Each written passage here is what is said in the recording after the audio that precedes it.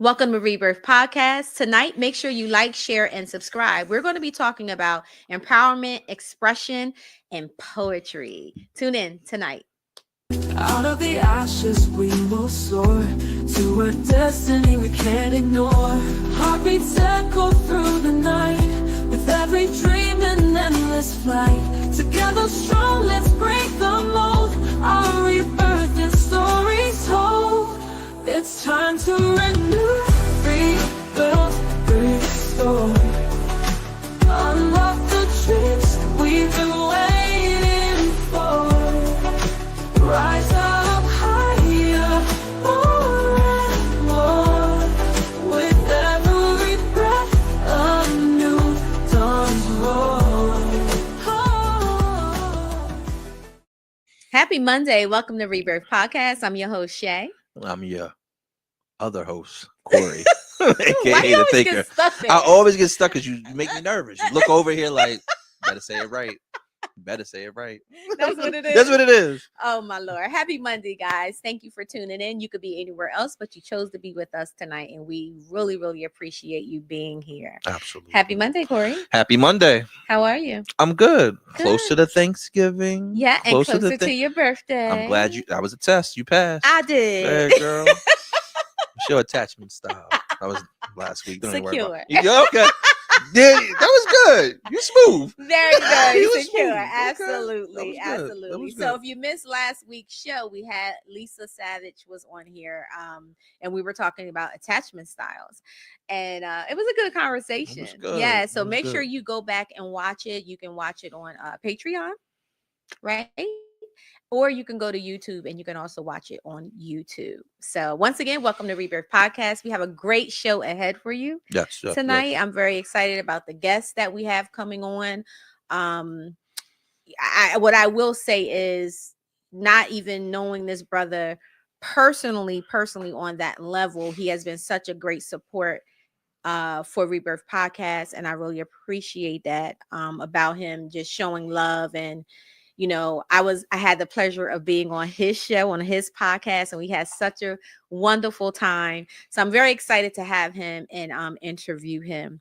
And he's actually a past co-host partner from older podcast that you were on. So we're gonna jump into that. That's true. Are we? Yeah. Okay. Yeah, we're gonna jump into that. That's cool. That's cool. Yeah. So how was your weekend? My weekend was good. I had a Mhm. good weekend. Mhm. Busy as always, but I had a good Mhm. weekend.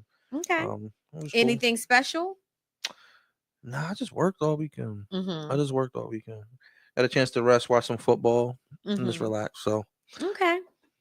yeah. So before we get into our guest, Yes. he showed up at our Rebirth meetup Mm-hmm. and he blessed us on the mic. So I want to show a little bit about what he does. Look, what he does. What he does. About what he does. Yeah. And then we're going to have him come on. Faith in the alchemy that was possessed by me since the rebirth of my ancestry in Africa. Wait, let me help explain what I mean. When I said I have faith, well, that means that I have to look up high, but also internalize the fact that I will defy all those things that they said will limit everything that I see within my eyes. See, but I have to be a little bit more wise than that. See, when I said I had faith, a lot of people have faith until it's time to be faithful. Then that's when the alchemy comes in, and now we have to make do. In other words, what I will have to do is mix what's within me so I can make sure that I can look within me so I can be not just as fly as I need to be, but stay grounded, landing on both feet. Sheesh. Sometimes it's hard for me to feel peace, but now that I understand that this is beyond chemistry of man, but I'm sorry, this is also beyond me. So externally is what I have to choose to seek, and I need you to hear it and let it mix with inside of you when I choose to speak. Okay, now that we have some faith and you can understand the alchemy, I want you to reach so you can see that this starts over the land and the seas. In other words, from Ghana to Mozambique. See, this is when you understand that we can be at our peak, not just West African or East. I need you to know that if I have to go back and reach, and even my foundational ones that such as me will still come through to show you how we complete. That's why the whole world wants my rhythm and my rhyme, but don't want my blues on my time, because they don't understand who we can all be if we choose to unite at our peak. In other words, that's the African in me. So now, this is when we would say, hey, how do those all go together in this verse? Well, it's apparent to me that the faith in me understood that I had to revamp myself time after time after time, utilizing this mental alchemy that was given to me from, well, the Africans who may have died on Amistad before me. See, this is when I get to salute them for everything we lost when they were put in those seas or that hearse. And when I do all of that, I have to resurrect myself, or as some would say, rebirth. The rebirth. She loved that part. That was my favorite part. No. I loved it. I did. I think you're so. Look, I'm talking like he's even on here. Yeah, you got to introduce him. Oh, But I think he is just so talented to be able to do something like that. And I have a lot of questions, but I will go ahead and allow you to introduce him. well, all right. Let me go ahead and. Who knew that I would be introducing you one day? All right.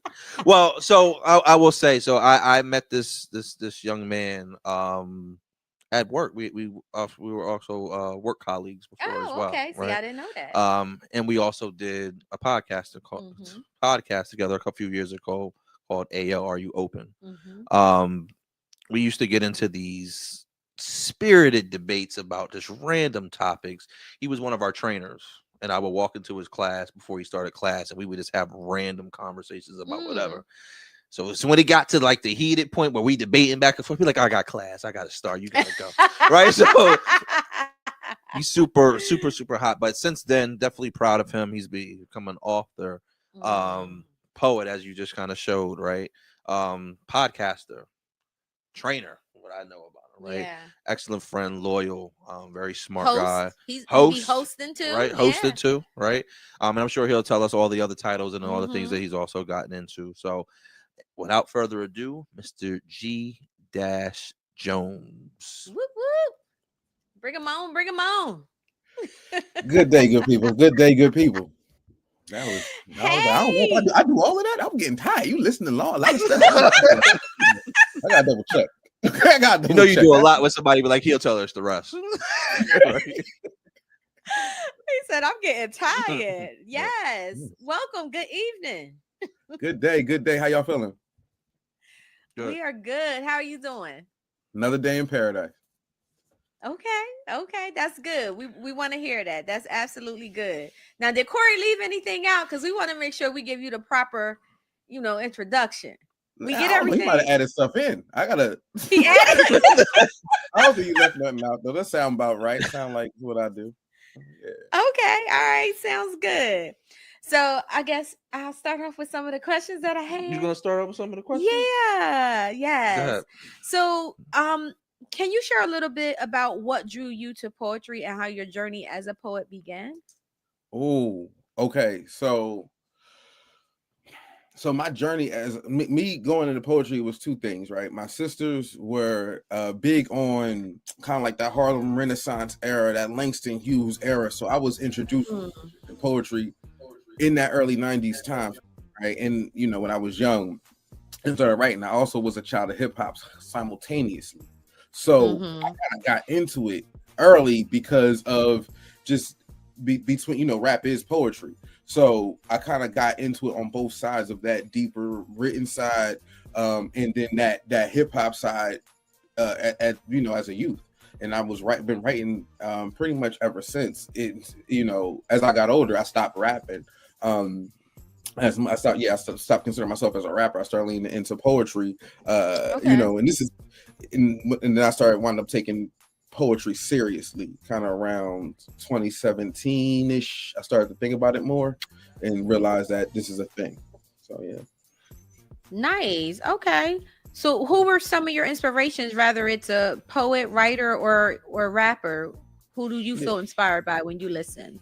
Oh, automatically, like, so Langston Hughes, shouts out to the Ways of White Folks. Sound crazy, but that book right there, that Dream Deferred was one of my favorite poems. I hate, to this day, I hate when somebody loses hope or just won't dive into their dream to see what it can make out of it. So those were big for me. I'm a Jay fan. It's Hov. You know what I mean? So I'm always like that. To this day, I'm a Kendrick fan. Shouts out. You see Corey's face, right? I do. Like, the world don't even understand that there's a debate that we never had. That this life passed us by before we could talk about it, and that's okay. Okay. Breathe. That's okay. You see him? Breathe, Corey. He, let me just tell you what he just did. Oh, he's personally attacking you. We don't know. Look it at yet. him. I'm being manipulated. Y'all don't know what's happening. Okay. Well, because I know you're a Drake fan, I know what's happening. Don't do that. Corey know the Dodgers just won, so I feel like.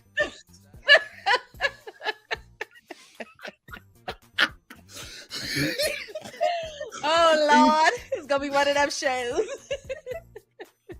Nah, shout out to Drizzy. He's a good writer.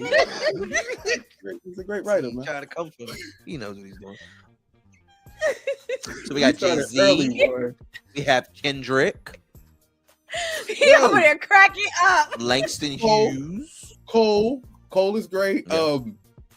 Even Aubrey is good too. He's cool. But I like. So it just depends on, depends on the artist. Listen. I'm a Nas fan too. I like writers who can make me think, make me take me to different places. That's who can influence my pen, and kind of get me into a different space. So yeah. Do you have a question? Gil Scott is huge too for me. Yeah. Jill Scott. No, Gil Scott. No, Jill as well, but I was talking about Gil Scott. Yeah, Gil Scott. Oh, Gil Scott. Oh, okay. Yeah. My bad. Yeah. Jill's pretty dope too, though. She's I'll take a long walk with her. I'll tell you that. Okay. Oh, sorry. Listen, watching me.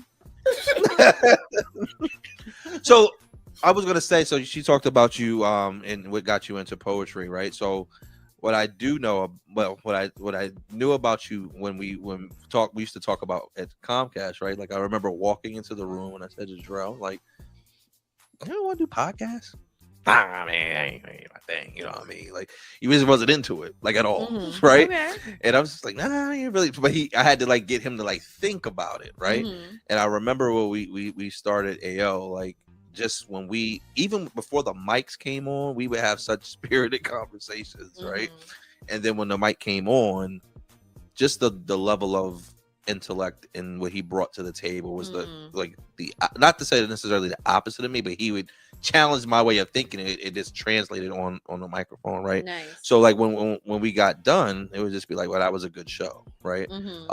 So I guess my question would be, what inspired you to continue into the podcast lane, right? So not only taking poetry and putting it on a stage like a podcast, but you also give space for other creatives in that space to showcase their talent too. So what made you not only do poetry, but now you're putting it forming it in a podcast space? Capitalism. No, I mean, kind of. So here's what happened. When I started doing, listen, okay? When I started doing Hats Off, I was fine helping behind the scenes. Shouts out to my man Tuck. After I did AO, I also wound up working on Board and DE, and I was writing questions for my man Tuck, and he was interviewing people. And then we did a couple things together, me and him. But again, I was kind of the offset producer guy. I never was planning on being in front, like it being my thing. And then after I released my book, and I was like, hosting and performing, people kept saying, well, we don't know what's happening. People didn't know about things that was going on. So I was like, all right, bet. Well, I might as well just do a quick show where I could talk to people about things that were happening within like a 90-day swing, things that were popping up. And so season 1 was really more people who were doing things immediately, just because to me, it also gave me an avenue to promote what I had going on. And in my brain, I'm like, that's gonna make open up a door for me to get some sponsorships, or people to pay me, because if I'm talking about what's happening, then they'll want to do it. And it because I'm interviewing people, it wasn't necessarily me going in and giving my opinion on things. It's just me talking to people and me helping people tell their story, which, because I had written the questions before, that was kind of natural for me. So nice. Okay. What's your next? You didn't have more? Oh, you have a whole book there? Because I kind of feel like he calm right now. He's kind of calm, Jay. That's a little bit too calm for me. I feel like he got something in his No, I'm gonna go down this. You're gonna go down the hit it with the random topics like he used to do me. Just nostalgic, you know what I mean? Okay, I got you. Yeah. So in your view, how has poetry served as a voice for African American communities throughout history? Oh, she said throughout history. She said, so in 1965, this is when we broke it down. Let me tell y'all, we started kicking down doors. You see what I'm saying? Shouts out to Dolomite. He was my first one. No, you can. But to answer your question, I think so. Poetry, real talk, I think is one of those things where we've used it as our form of expression for almost forever, right? And that's where it comes from in songwriting. That's where it comes from in poets. That's where, like I said, if you kind of go back even in the hip hop, they'll tell you that the first people they would think of would be, I want to say it was like in the 60s or the 70s, with how they came across. Dolomite is, like, I joke, but he's in that space. So to me, poetry always gave us a voice, right? And shouts out, there are different types of poets around the world, different, but for Black people, what we did was street poetry. Street poetry isn't a thing everywhere, right? But how raw we can be when we tell these stories through our poetic nature. Again, we adding sauce to it. That's where the cadence come from. You know what I'm saying? Like rapper hands, we doing the thing when we speak, and we talk melodies naturally. You'll have a conversation and all of a sudden it'll feel like it's bopping without even knowing it, because it's just that poetry coming out of us. So a lot of us kind of just have that tinge in how we move. And that has catered throughout history. It's again how we hide things in stories, how we can profess what we got going on. It literally just kind of perfumes out of us. Yeah. And I would just add on to that, like the way we, when I say we, this our culture as African Americans, it is hip hop, it is poetry, it is podcasting. There's so many different ways that we tell our story, and whether it's cadence, and sometimes it's unwritten, sometimes it's not, it's nonverbal, how we talk, how we walk. Our nonverbals tell a story sometimes, right? And for us, I think, like, even when we played the clip of Jarrell at the meetup, just how he was kind of walking around the room and some things that people just see, right? Sometimes things are just silently, and we have an unspoken language amongst us without even saying anything. Absolutely. That's just poetry, right? So that's why we define what's cool. You know what I'm saying? And I was never like, obviously I was into hip hop very early on, right? And I never really thought about it being poetry. I realized it was a story and the way they told the story. But I would venture to say my first thing into poetry, I used to read Donald Goines books, right? And when I started reading his books, it was this showcase Black life, right? And some of the things that he experienced. And I couldn't, and I wasn't like a natural reader, like I'm just reading books that I would just be all over the place. But his books sat me down, and I just read book after book after book after book. And sometimes it's in the title. I read this book one time. It's called Men Don't Heal, We Ho. Yeah. Men don't heal, we what? We ho. We ho. Yeah. Oh. And it's really to like kind of showcase and talks about how men develop in relationships and how sometimes we're unstable and we are stable, right? But that title grabbed me, and it was poetry just inside of the connection that we had to the story, right? So, there's so many, to Jarrell's point, there's so many different styles of it. But I agree with him too. I agree. Right. I'm attached to some of the lyricists when it comes to hip hop. You think about how Biggie told a story, or you think about how Nas tells a story in a different way. And yes, I am going to say Drake, Aubrey Graham, right? Think about Joe Buttons, right? And how they used to tell stories that attach to the things that we go through as men, how we connect to women. They just say it in a very different way. I'm like, damn, that's true, right?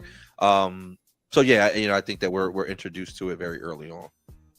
And one of the things I add on to that, poetry is vulnerable, right? Poetry is one of the few places as a Black man where vulnerability becomes a superpower, right? And I say that because honestly, most of even it shouts out to Drizzy, right? Because that's what he's great for. When he came in, some of that vulnerability piece comes in the poetic side of it, because you're willing to expose yourself to something that people say, oh, you're not supposed to talk about that. Don't even, oh, you soft now, right? These are things that poetry can allow a man to be able to say it without it feeling like, oh, I'm shrinking and I'm less of a man because I'm feeling vulnerable by expressing my feelings in public, right? It's one of those interesting things when I look at with a lot of commercialized rap is going to be like, we got to do this. So I'm talking to chains, I'm talking to money, and the vulnerability going to be tough. They're not going to play that part out loud, because that means I'm showing a part of myself that can be hurt, right? And I think that, to me, that's one of the powerful things about poetry is you're empowering the part of yourself that normally you would feel like could be hurt, but I'm using it to send this message. I'm using this to add perspective. Yeah. And I think you kind of touched on my next question, because I know, people turn to poetry, music period for pain and transformation. But how has poetry, but also being a poet, how has that been healing to you personally? I think for me, it's been healing to express the thing. I'm a big person. I'm big on not necessarily, I won't perform anything that I'm not healed from.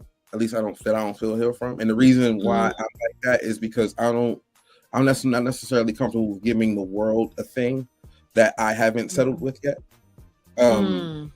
I recognize, I have a poem that I wrote it's called The World, and I cite Tyrese in it. What more do you want from me? Because we all laughed. Yeah. He was having a mental breakdown. Okay, he was losing his mind. We laughed. Okay, it was hilarious. Okay, and so for me, I'm careful on what I write versus what I'll actually put out for the public. But as far as what can heal me, that understanding that expression, understanding, kind of coming to grips, oh, this is how I feel, right? Even on a reflective nature of, oh, wait, this is what I was dealing with. Glad I'm through this. Now I can look at it differently to give myself some understanding. Like, you can write yourself in the understanding from my perspective. So those are some of the things I look at when it comes to me being able to heal. Also, it's also touching to me when I'm able to say things that make other people feel seen, or make other people feel, wow, I'm glad that this is now a normal way that I feel, right? It connects to them, and it helps heal others, right? That's just the power and the beauty of expression and exchanging energy that way. Yeah, that's good. Yeah. One of the things I will say, like, so even outside of Jarrell's poetry, I keep kind of going back to when we would do the show. His perspective came across that way as well, right? He has a way of challenging your thoughts, or just asking the question, whether it's from a vulnerable place or just the complete opposite of how you think, right?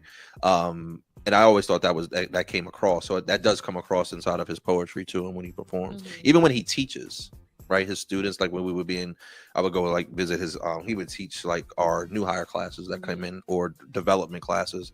And I would kind of just go in just to kind of see what the material was, because he was one of everybody's favorite trainers, because he made it fun. You know what I mean?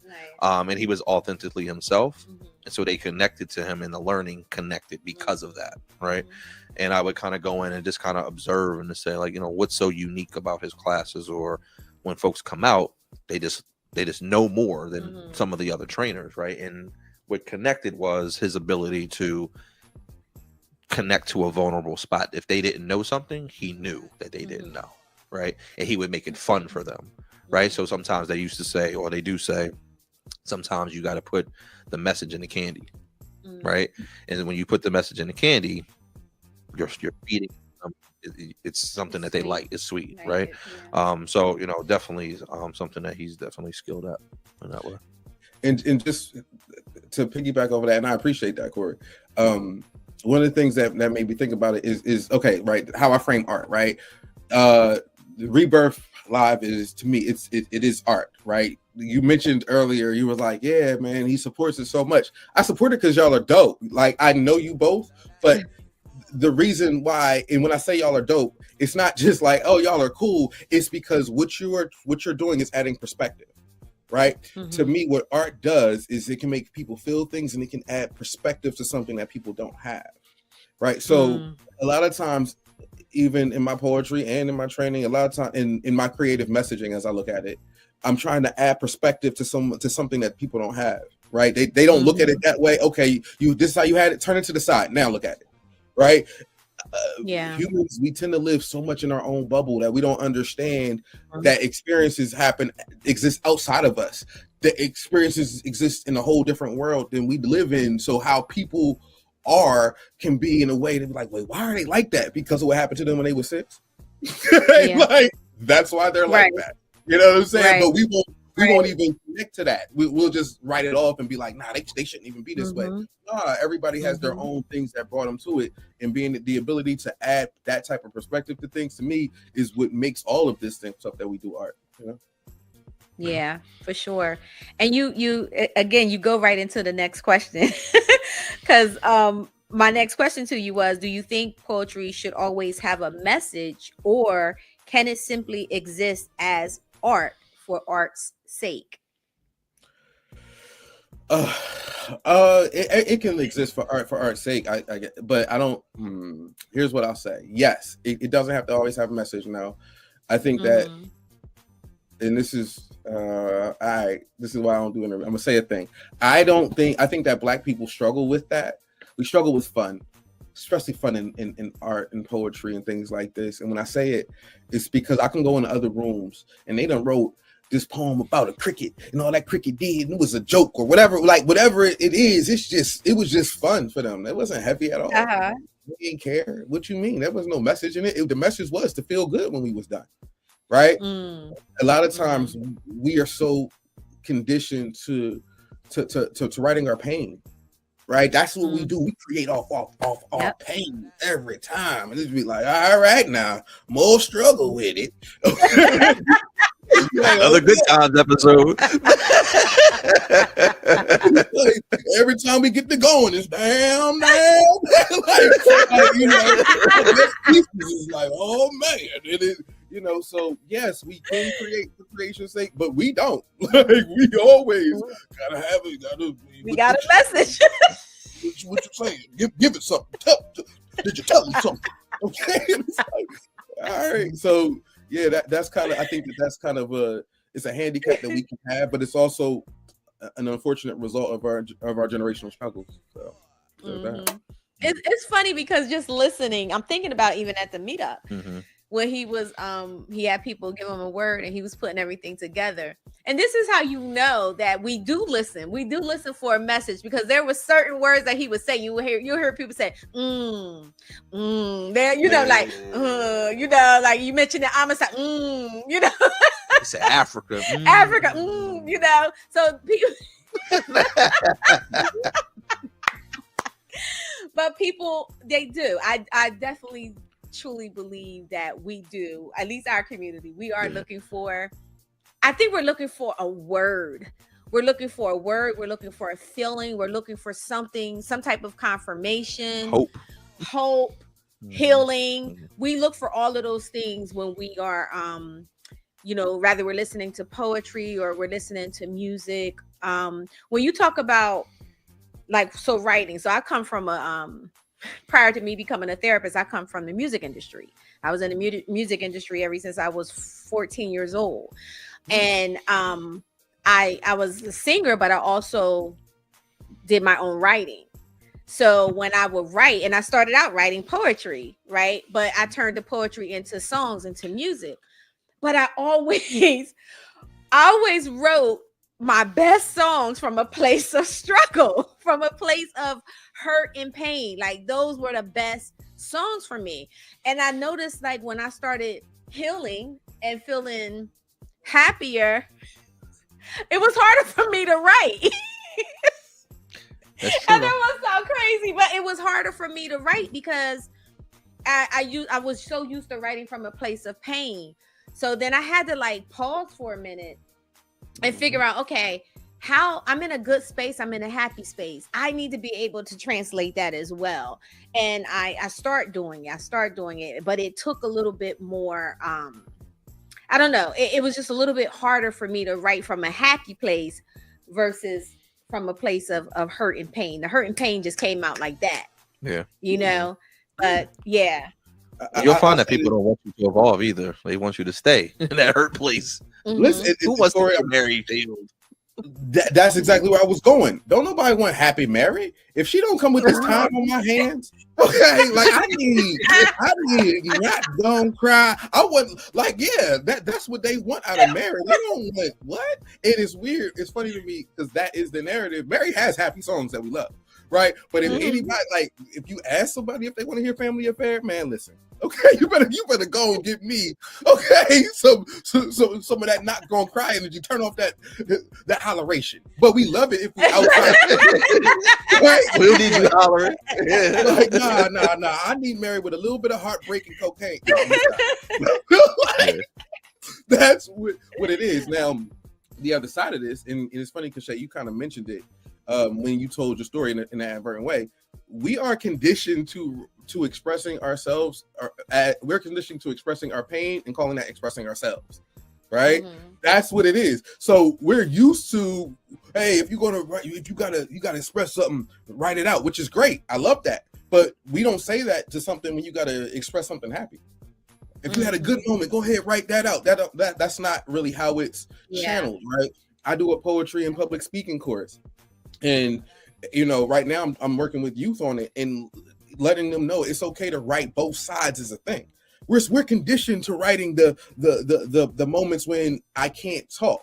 I'm not allowed to speak. I'm not allowed to express my true emotions. So these are the painful moments that I write about. So now my brain is trained to only write this. My brain is trained to only kick in to write when it's in these emotions and not describe that one time when I was having a beautiful day sitting on that bench.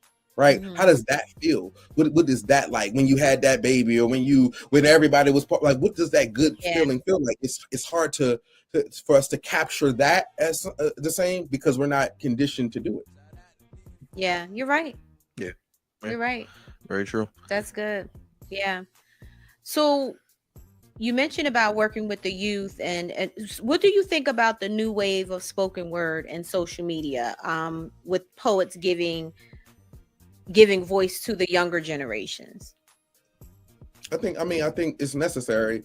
I think we live in a world where between, like, I wind up going on virtual open mics probably 2 or 3 times a week.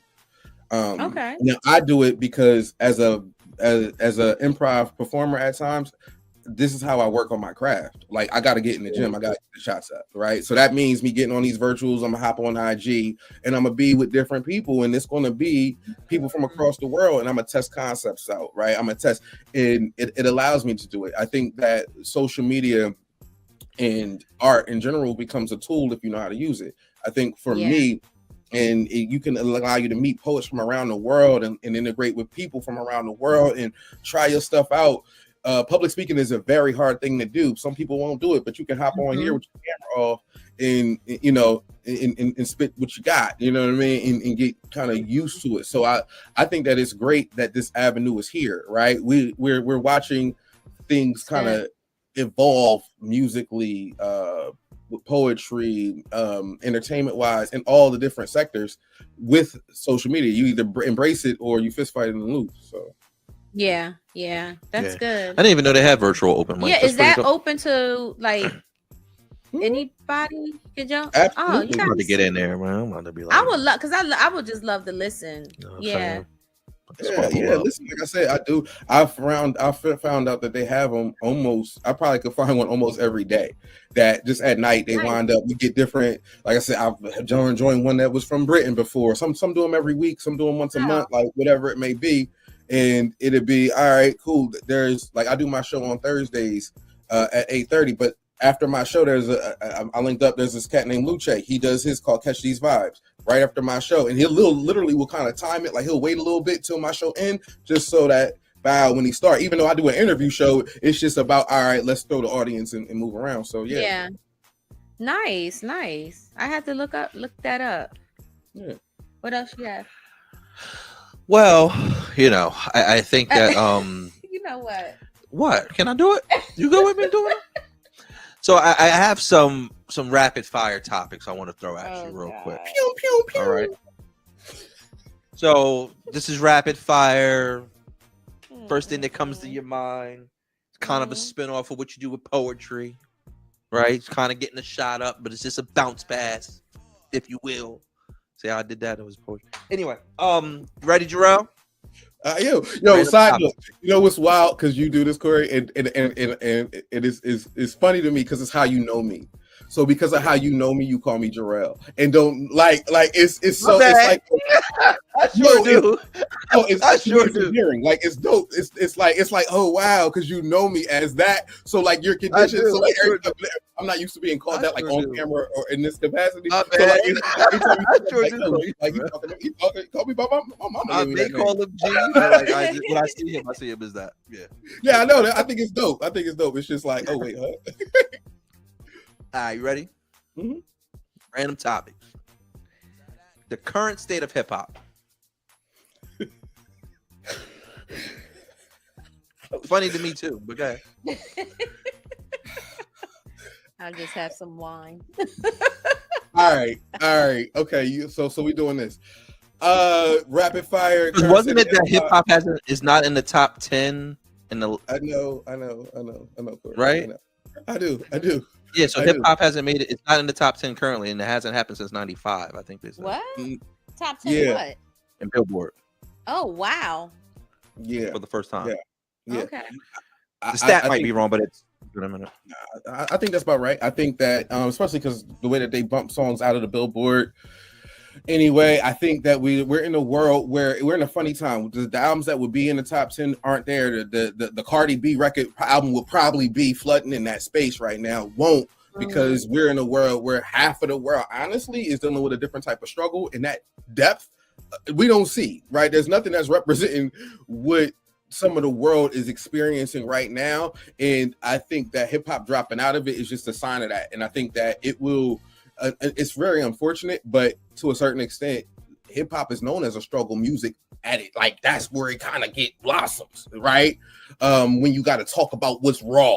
And I think that's where it's at. I think that the underground, I think there's a world that's a little missing from what we're used to, which is diversity of music. The diversity of hip hop ain't there the same way it used to be. I hope it come back. I'm not someone who doesn't want anything to leave. I just feel like it's missing a couple things that made everybody feel inclusive, or it's super algorithm based, so you only get what's aimed at you, and it's hard to hear different things that might get people going. So that's a good piece. That's a good answer. Right? What is the Black culture missing today? Oh, you a mother. All right. All right, you know what? I'm gonna say it. Y'all got me here. I think the Black culture at times can be too individualistic to actually try to make real change. We always want to be me. I'm different. Don't you put us together so we won't shut up, so we can actually move a needle. Right? It's don't include me with them. All right, cool. We won't include you, and now we don't have to make rules for you. We can make rules for you over here and over there, and we can disclude you so easily. Right? We love to don't you dare put me with everybody. Shut up. Okay, all the other groups, you know what they do? I know people who firmly disagree with the group do, and they'll just be like, I'm gonna be quiet while we get these, while they give us these rights. Okay, we don't do that at all. Agree. Yeah, that's good. Diddy's sentencing. Oh, Jesus. I didn't say Diddy's trial. Oh, I could say Diddy's trial. I didn't say Diddy. Boy, Diddy's sentencing. It's been a long time since we chatted. He was ready for you tonight. Yeah. He stretched. He ate his weed. He drank some Gatorade. He said, "I'm gonna get him." He said, "G like this." Fair for me. Right. He like to stay. We used to do this every day. It's how he's staring you down for me. Every day we used to do this. I used to walk into No. this guy and just wait. Listen, I'm really. People don't get me on camera like this. I'll get into these conversations, and he know we here now. So now we doing Side of the story, Jarrell. So Diddy's prostitution charge thing. I think that okay, right. Here's the best way to answer this question. I think that for the crime that he did, he was over prosecuted. We know this. Do I think that? But for the crimes that he might have done, right? They trying to blow up somebody's car. Like he beat her up. Like he did other crimes. So if they played him like on some old, like you know how Susan Lucci ain't get the Emmy until for this, then all they did was add up the charges, right? And treat it. So is it longer than it should be for what he was actually charged for? 100%. Am I surprised? No, he black. Like, all right, what? There's some black people that's doing real time for crimes they never committed. Like, okay, Puff, he'll get out and still be rich. He'll be all right. But you know what I'm saying? They will trash his legacy. It's rap, and that's what they wanted. So that's what it is. Yeah. But I think to your point, and I think, and the reason why I asked you that question because I knew you would get it. I think we're and it ties back to your earlier point. What's missing in our culture? We don't have leadership. And our culture is so fascinated or fixated on what they made us believe or think or directed our attention to what Diddy did, the parties and the people that were there and all of these things. Then they hit us with the video, right? Mm-hmm. And now we're consumed about the video. We're prosecuting him for what happened to Cassie that we saw on CNN, right? But if we get so fixated on allowing the court system to charge us based off of an emotion, we're in trouble.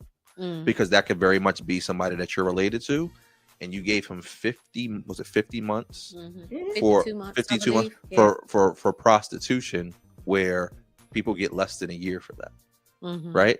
So we just have to continue to think about what's happening. To your point, I mean, he's black. What did you think was going to happen? Right? I have a question now. I want. This is just a side note because you mentioned it. Do y'all think that our culture wants leadership? Like, no, we do not. Okay. No. We act like we do, but we don't. Not at all. No. Parenting. It sucks till it don't. Like, it's joyous, not happy. Like, what do you want me to tell you?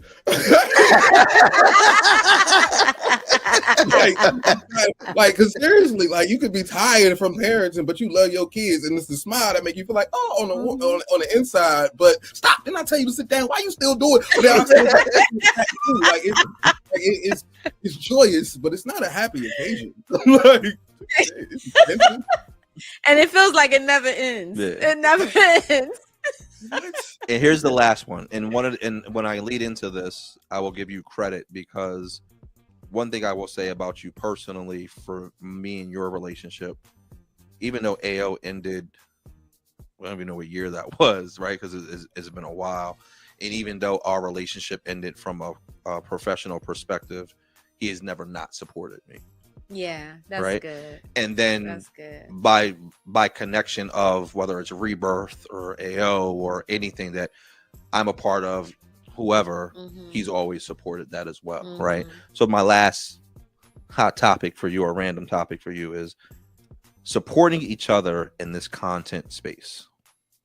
What would you say about that? I think it depends on how. My honest answer is depending on what you've built, depends on how much you need to. But I think that it's useful for us, especially as Black people, especially as professionals that care about the growth of people, to do it.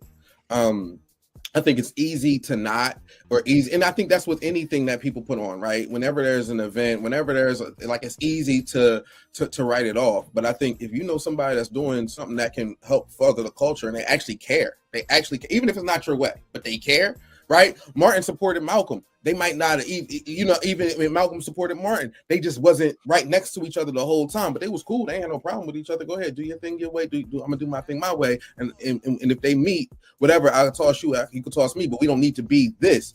Just depending on what it is. So I think that that's important for us as a people to support each other, right? I think especially if I know you doing something dope, why not? Like, so that's kind of how I look at that. There ain't no reason not to. Yeah. Cool. Yeah, absolutely. Rapid It's a fire is good over. answer. Thank you, Good sir. answer. Good answer. Mhm. Yeah, so this has been I like to hear your answers. The questions were good. Mm-hmm. You know, they were, you know where you was gonna go, but they was good. Yeah, I was ready. As soon as I I like- introduced him, I was like, did it. See what type of time he on. Yeah, he tried to catch me on some non-PC. I had to like think for it. Like, how do I want to answer this right now? 'Cause, you know, Uh-huh. we was good though. We was good. I ain't go too crazy. That's what he used to do to me. He tried to catch me on the non-PC and didn't want to record it. See, this is what I'm talking about. It was great content, like COE. Yeah, for real. So, G, what impact do you hope your work have on the next generation of Black poets and creators? So I think to answer that, the best way to respond is to clarify what I think is my purpose. I think my purpose is to communicate, is to help people communicate either with each other, with themselves, or with the information, right? That's where my purpose lies, right? So I try to put poetry in spaces where it's not common. Hence, I've done full-fledged shows with me and musical artists where we go back and forth, their song, and my poetry, and telling a story with it. And I love doing those type of shows where it's partially scripted, so we know what topics we're gonna cover based on the songs that they're going to sing, right? But I get to put poetry in different spaces, so it's like, wow, I didn't even think it could do it here. Doing poetry at the art loop right now, and even with art battle, I do poetry to the art at the art battle, and being able to add that element, which adds a verbal layer to visual art based on what they have. And I've had artists coming up to me and be like, wow, I love what visual artists, I love what you did. I love how you connected this. You really kind of turned it into something different. And I take that as such a great compliment, because I really like to, again, add poetry in the spaces where people don't think that it's there, when technically how you show up and how you word it can always be a part of it, right? To kick in those doors and to be, it can be entertaining, it can be fun. It don't gotta be quiet and everything. And shouts out to the deep, quiet poets that make it, and we only go and snap. Not clap for me. Stand up and clap. Yell too. Say "yer" when I say something. Like, really, like that's like what I aim for. It can make you have a good time. It can symbolize all those things. So I want any generation past me to feel like, oh yeah, now we can do it here. It can be there, and there's space for my voice. So yeah. Love that. I and I haven't told you this yet, but I don't know if I did or not, but I know the next Rebirth meetup, that is what I envisioned. I wanted to invite poets and just show that talent, and also still have that conversation that we had, the fireside chat. But I definitely wanted to be a night of poetry. I already see the next one, how I wanted to look. So and that happened when you took the mic and you were doing your thing, and right there I said, that's my next meetup. I was like, that's what I'm going to do next, because it's always been, I love poetry. Like, I always felt like I had to go like to New York to go into one of their places and just sit and listen to different poetry. And it's such a vibe for me. It really is a vibe. So I appreciate what you do. I respect it. I honor it. There might be a young person that is watching, or, want to learn how to do it. May not know how to start. What would be your advice to them? All right. So now, whether you're younger or anybody who wants to get into it, that's not that base. It's more of pick up a pen and start to just write. Right? It doesn't have to rhyme. It does have to express. It does have to feel. Right? My poems typically are in pocket, so they tend to rhyme, because that's just what I'm trained to do from hip hop. But they don't. They have to convey a message. So some people just get that free verse. Let it start to just craft the message. Right? Poetry in a lot of ways is just storytelling. right? It's going to be storytelling. It's going to be expressing that feeling in doing that thing, right? For me, I can tell you right now, when I sit and I write, it's different than when y'all get improv, right? Off the top of my head, it's different poetry than when I'm concentrating on what I'm putting down and how I want it to do. And it's not that I look at one as better than the other. It's just that they're crafted differently for what the purpose is, right? So I would advise anybody who wants to get into it, just start to write and don't be afraid to sound stupid. Don't be like, oh, this don't make sense. So what? It's your message. Just pour and let it out what comes out, right? And you can craft it later. Like you can make it feel like it's in your natural voice later. You can do whatever, but just start pouring on the paper and let it all flow. It start off being, well, maybe I'm just journaling. Maybe it was just a journal entry.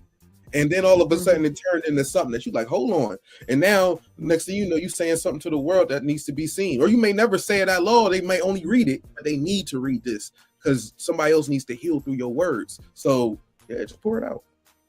Yeah, I love that. Thank you so much. I appreciate that. Did you have any more questions? No, I'm good. Yeah. I'm off the hot seat. You off the hot seat? Yeah, you're off the hot seat. You know, we'll talk about the country Wayne stuff like that. What you hear what he said? Yes, that's the whole world. That's the whole world. Yeah. G-Dash, we thank you so much for coming on tonight. Please share anything that you have going on or upcoming, or how people can follow you and tap into what you have going on. This is your time to do it. Yeah. So follow me, G-Jones, G-Jones.com, spell out the dash, or on all social media sites, it's just G-Jones, spell out the dash. On, not sure when it's an air, but I have, I now host Poetry Battle in Philly once a month. The next one is on 11/11, and then we're also bringing Poetry Battle to Delaware, and that's going to be on the first Friday of December.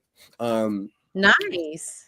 Yeah. Poetry Battle it's not a slam competition. I want to say that. It is a competition though, but it's more like it's more based on your expression. Like you get to come out there. There are people who reading off the paper. You can be a first time. It's my first time doing it. So get up there and let it out. It's meant to be kind of fun. Salute to the people who do art battle, because they're the people who kind of sponsoring this and hey, listen. Sometimes you need a good sponsor. So where's that going to be at in Delaware? It's going to be, there's a gallery downtown called Glimmer.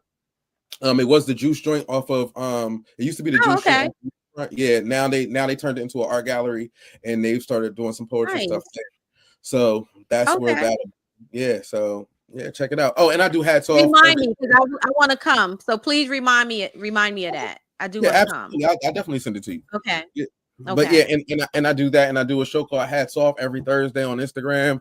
I say I get the keys from the gatekeepers, and talk change with the change makers. So tap into that. That's on IG and it's on YouTube. It's and it's on Roku now too. So nice. Yeah. Okay. Big things. That's awesome. Well, thank you so much. Always enjoy having a conversation with you. You're so much fun. And knowledgeable, and you can handle Corey, so that's a plus. Oh wow! He wasn't playing with me today. I had yeah. That's what we do. It's fun.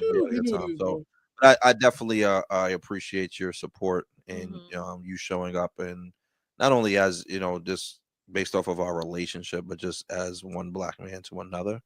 And then also one black man to a black sister, right? I don't think that we it's a lot of people that talk about supporting and I'll support and I'll repost and one union and all that other shit, right? But you show it.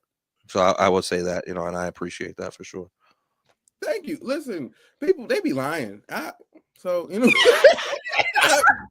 You listen. Before we get, I'm gonna say the thing.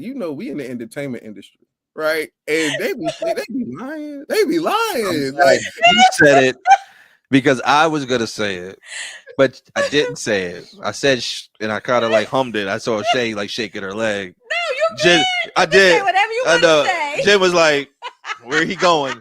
So that's why I put the dash and gave it to him. And he said people be lying. And understand, I think, okay, and just to go back slightly, really quick to this space that we're in and what we do, people think that their competition is bigger than what they are, right? They think they are bigger than what they are, so they're competing like, wait, if I do this, or maybe people don't have enough to compete. Like we're not. And when I say this, it's because we as a people, we don't own enough to feel like we competing. No, I need you to eat so I can eat. We both need all. I need everybody, because if they dump into some overflow, they got a little bit of extra. Like, let it work. Yeah. I agree. For sure. Agree. See? Agree. See the absolutely. I I totally agree. I know you was gonna say it. Yeah, for sure. For And we sure. did do a reunion show of Ayo. I do want to say that we did do one reunion. It has happened. Yeah. I watched that episode too. I saw that. Yeah. Listen, if anybody it would be great to have Nelly. Yeah, you and the reunion. Cue it up. That would be You could be the moderator. Yeah. I would be the audience that night. Take over. Yeah. Okay. If anybody wants a great example of what he's talking about on AO, right? It's online. I'm not going to direct y'all to it. Watch it after y'all watch all the episodes of this. But then watch the episode about child support. Watch Corey of the episode about child support. My God. It was the first one we did, I think, right? It was the second one. Oh. And Man. Yo. I was still paying it. Oh, you was in your feelings. Oh man. my God. Great content. That was great. That was so good. The kids is out. The kids is gone now. He's so much more relaxed. He got a baby. Yes. I should have did another episode when it was over. Right, there you go. My God. Woo. Child. Check was like, hey. I'm like, hey. Love it. Yeah, that's a fact. That joint's still online too. Yes. It's definitely it's still there. Well, you got to send it to me. I gotta watch it. I had to watch it. But yeah, we could definitely set that up for next season. We're about to end our season the end of November, and then we'll be coming back sometime in January, probably late January. Just take a break for the holiday season and everything. For sure. Yeah, so this is season 5. Right? Yeah, this is season 5. Yeah. So thank you. So we're about to close this out and get ready for season 6, and see what happens. We got some new things coming up that we're excited about. So yeah, get her, Gerard. Get her. I know. I see the question. Look, no, it's not. I'm only got flowers because y'all inspire me. I'm wrapping up season 3. Right, so okay, good. Congratulations. Like that's inspiring to me. Like I'm like, right, get it. Like that's hype. That's not pouring into me. That's like, oh, thank you. I appreciate it. Yeah, I mean, I think, and you're a person that I see is very consistent in what you're doing. I don't think we look at this as hobbies. Some people look at podcasts as, oh, this is something. It's a hobby or something to do, but it's really about being consistent and the message and doing the work, and you're doing the same thing, so continue doing it, stay consistent. You have your own vibe and style, and it works, so I love it. I like hearing you and I like talking to you because we'll be saying something serious and then all of a sudden you'll come out with something funny. Because I used to think you was like, I thought you was into comedy as well. Yeah. When I first met you. Okay, here's the thing about that. 2 quick points. Hey, I don't do comedy currently because comedians get canceled, right? I don't like I can't afford no cancel checks. Like I kind of need them all to cash consistently. Don't be acting like oh no, I'm good. So and comedians are responsible for making people laugh. I can be funny, but I don't want to have to. Like that's a different thing. And also, this is going to sound crazy, but I agree with you. We don't look at our podcast as a hobby, right? because we also do a service for people, and this ain't a nonprofit. If I made it a 501(c), if somebody wants to donate to me and I'll make it one, we could do it. Okay? This is for you in the back. If you felt like you like what I do and you want to, we can find a different way. I can don't hold yourself back. Give it a break. That's right. But this can be a revenue stream. You know what I'm saying? Like, this is a brand builder. This pours in and talks to where we work and what we do. So this is a yeah, absolutely right. Well, thank you again for a wonderful conversation tonight. It was a pleasure having you on, and definitely everybody, please go out, support. Make sure you're tuning in every Thursday night, right? And what's the time you come on? Thursday night, 8:30 p.m. Eastern Standard Time. Again, if you would like to sponsor of any kind, I can be bought.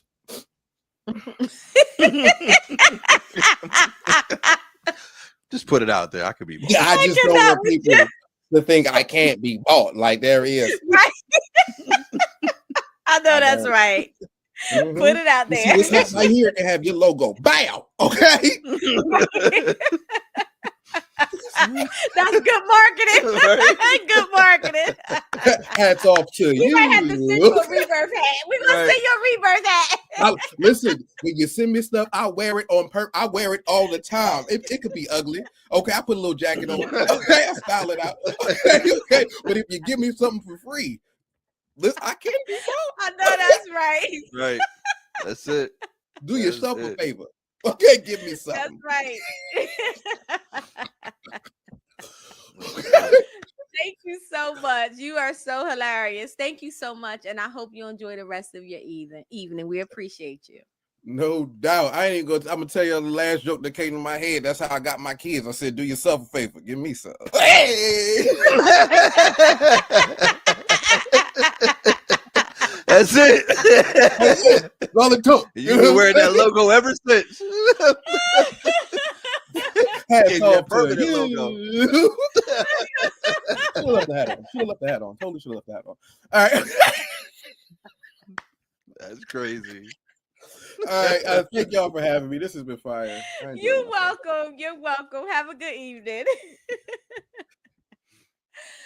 All right, guys. Thank you so much for tuning in tonight. This was a pretty fun show. Had a good time. Yeah, it was a pretty fun show. I love watching y'all dynamics, right? Yeah, Because man. you have a long-term friendship. Yeah, So yeah. watching y'all dynamics. But if you like tonight's episode, make sure please give us some thumbs up, some hearts. We are wrapping up season 5. The end of November, we're going to be wrapping up, but we would definitely want to hear from you as to what you would like to hear and see in season 6. Yes. It's important that we're bringing you content that is going to be nourishing for your soul, and things that you would like to know more about. So feel free to drop me a comment, inbox me, or you could simply just go to info@rebirthlive@gmail.com. That's info@rebirthlive@gmail.com. Also, we have started Rebirth After Dark, which you can actually find exclusive material of Rebirth After Dark, as well as Rebirth Podcast, behind the scenes, as well as classes, master classes that I have been teaching, all on Patreon. So run over to Patreon. You can actually go right here and scan the QR code, and that'll take you right to Patreon, and you can find all of that information there. Rebirth After Dark will actually only be shown on Patreon. We have some amazing things over there, and we're going to continue to be building over on Patreon. So please, there's different levels of membership there. You can start off with free membership, and then there's different tiers depending on what it is that you want. But I think you would like it. So make sure you go over there. Also, please support my co-host over here, Corey Wilkerson, with his start of his new podcast, The Other Side of the the story. story. Yes, Yes, yes, yes, yes. yes, So yes. every Monday and Thursday. Tuesdays and Thursday, Tuesdays and 9. Thursdays. I'll let him speak. Go ahead. My bad. Tuesdays and Thursdays, Mhm. 9:30 a.m. So I'm gonna start posting questions of the day because I want to hear your perspective and your side of the story, and then we will eventually coast over into the full blown podcast. So thank you for supporting. Thank you, Shea, for believing in me all this time. But I appreciate it. So see Yeah. y'all on Tuesday tomorrow. Yeah. Yeah. Tomorrow. Yeah, Yes. All right, guys. Thank you for tuning in. Have a great rest of your week. Again, thank you. We really appreciate you tuning in tonight. Be blessed. Yes.